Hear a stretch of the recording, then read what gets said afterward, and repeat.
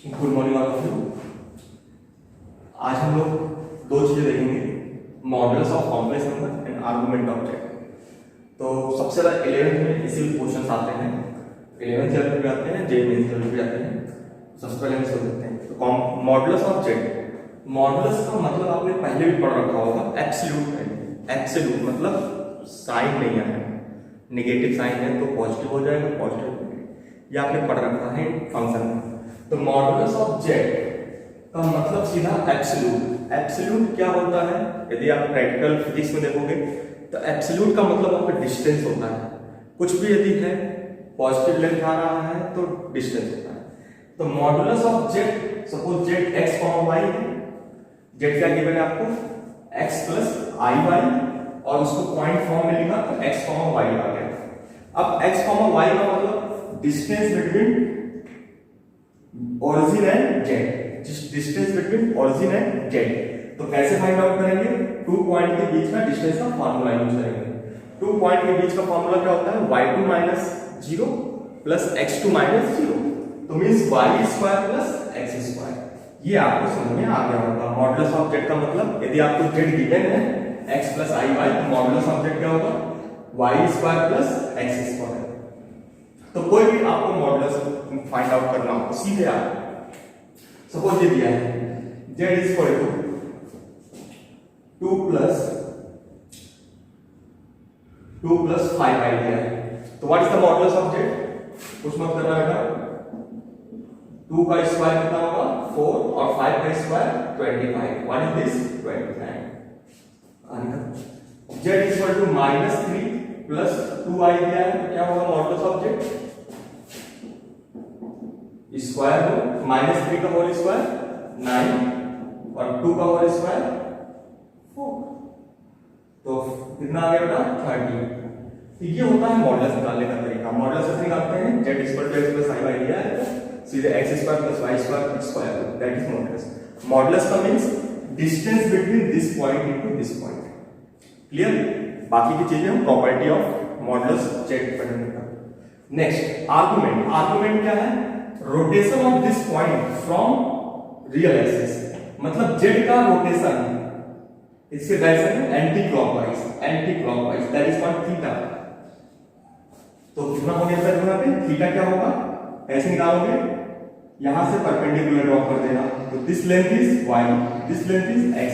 Length है ना, length कैसे लिखते हैं मॉडुलस में, तो tan theta is equal to modulus y upon modulus x। तो यार इसको कंबाइन कर दो, tan theta is equal to modulus y upon x। तो जब कभी आपको ये दिया हो, कोई भी कॉम्प्लेक्स नंबर दिया हो, कोई भी कॉम्प्लेक्स नंबर दिया हो, तो थीटा कैसे निकालोगे, थीटा कैसे निकालोगे, modulus of y upon x। तो what is the theta is equal to tan inverse y by x लिखो या modulus y by x, modulus y by x, this is called theta, modulus y by x आप निकालो। अब बोलोगे sir कि ये modulus y by x तो आ गया, क्लियर। अब क्या इसका साइन चेंज होगा, कोई फर्क पड़ेगा, यस फर्क पड़ेगा, बट अभी आप थीटा कैसे निकालोगे, tan inverse modulus of y by x। अब दो चीजें आती हैं, आर्गुमेंट पूछ रहा है तो कोई प्रॉब्लम नहीं है, आर्गुमेंट यदि आपसे पूछ रहा है तो कोई समस्या नहीं है आपके लिए, आर्गुमेंट आप निकाल के दे दो उसको, थीटा निकाल के कुछ भी जो आ गया आपका। बट यदि प्रिंसिपल आर्गुमेंट पूछ रहा है, प्रिंसिपल आर्गुमेंट, तो ये थीटा किसके बीच में होना चाहिए, -π से π के बीच में।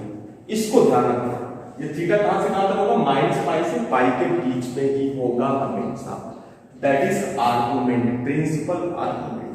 अब आपके पास ये 4 कोऑर्डिनेट्स बने हैं, इसको दिमाग में अपने याद रखना, कभी भूले रहना। यदि पॉइंट Z1 यदि फर्स्ट क्वाड्रेंट में है, Z1 यदि फर्स्ट क्वाड्रेंट में है, तो प्रिंसिपल आर्गुमेंट क्या होगा, what is the principal argument, theta, यही होगा, ये प्रिंसिपल आर्गुमेंट होगा। यदि कहां होगा, Z1 फर्स्ट क्वाड्रेंट में, सेकंड में होगा तो कहां होगा, सेकंड में होगा तो कहां होगा, pi minus theta, pi minus theta. इतना आपने दिमाग, थीटा क्या है, थीटा क्या है, थीटा तो हमेशा यही है, थीटा हमेशा यही रहेगा, tan inverse modulus y by x, अब कुछ नहीं करना है। यदि थर्ड में है तो माइनस यदि Z3 थर्ड में है तो minus of pi minus theta, और यदि फोर्थ में है तो थीटा क्या हो जाएगा minus theta. This is called principal argument. तो निकालने का तरीका एकदम क्लियर है बेटा, आप अपने दिमाग में रखो, यदि फर्स्ट में है तो थीटा वही डायरेक्ट आ जाएगा, सेकंड में है तो पाई माइनस थीटा, थर्ड में हो तो minus of pi minus theta, fourth. ये अपनी कॉपी में एक बार नोट कर लो अच्छे से और सारी चीजें फिर रिवाइज करते रहो बेटा, इससे ज्यादा कुछ नहीं होता, बस आपको बताया जाता है बहुत बड़ी बड़ी चीजें, कुछ नहीं होता। आप देखो फटाफट एक क्वेश्चन कर लेते हैं फिर हम लोग आगे बढ़ते हैं।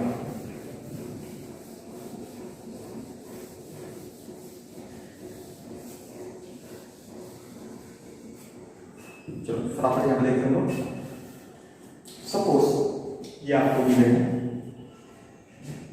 Z1 इक्वल टू दिया है 3 प्लस √3i, Z2 दिया है -√3 प्लस √3i, Z3 दिया है -3 माइनस √3i, एंड Z4 दिया है +3 माइनस √3i। ये दिए। अब आपसे पूछ रहा है what is the modulus of Z, modulus of Z। अब बोलो इसके मॉडुलस क्या होंगे, पहले का मॉडुलस ऑफ Z1 क्या होगा, अब देखो फटाफट, square this square plus this square, 3 square मतलब 9, √3 स्क्वायर मतलब 3। अब ये क्या मॉड Z2 के इक्वल होगा, चेक कर लेना, this equal to mod Z2 mod Z3 mod Z4। Clear, कहानी खत्म, चेक कर लीजिएगा सारे इक्वल होंगे। ये तो मॉडुलस हो गया। अब बोल दिया आर्गुमेंट्स निकालो, प्रिंसिपल आर्गुमेंट निकालना, तो बेटा सबसे पहले ऐसे बना लेना और यहाँ पे लिख लेना, फर्स्ट क्वाड्रेंट में है तो थीटा, सेकंड में है तो पाई माइनस थीटा, थर्ड में है तो minus pi minus theta, fourth में है तो माइनस थीटा। ये बना लेना, मेरे हिसाब से बना लेना एक बार, जब तक प्रैक्टिस करना तब तो बना लो, उसके बाद जब एक्सपर्ट हो जाओगे तो कोई जरूरत नहीं। अब थीटा कैसे निकालेंगे, इसको x लिखते हैं, इसको क्या लिखते हैं y। तो tan थीटा क्या होगा, सब लोग जानते हो tan थीटा क्या होगा, y बाई x, और इसका क्या होगा मॉडुलस, ये तो होता है tan थीटा, देखो यहां पे लिखा है।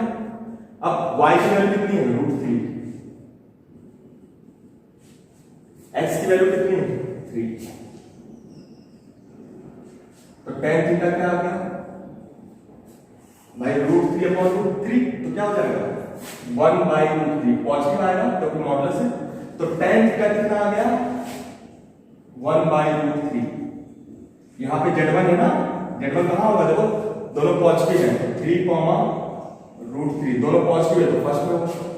अब ये क्या हो गया मॉडुलस ऑफ Z1 आपने निकाल लिया। अब ये क्या है theta, tan theta equal to 1/√3 कब होता है भाई पाई/6। What is this? Pi/6. So what is the theta? Theta pi/6. This is the principal argument. क्यों? क्योंकि Z1 कहाँ है फर्स्ट क्वाड्रेंट में, और फर्स्ट क्वाड्रेंट में थीटा क्या आ गया, यहाँ से थीटा क्या आ गया पाई/6, ये आता है। हो गई कहानी मतलब इसकी। अब देखो Z2 कहाँ आएगा, Z2 कहाँ होगा, नोट करो Z2 सेकेंड में होगा -3 √3 सेकेंड क्वाड्रेंट में।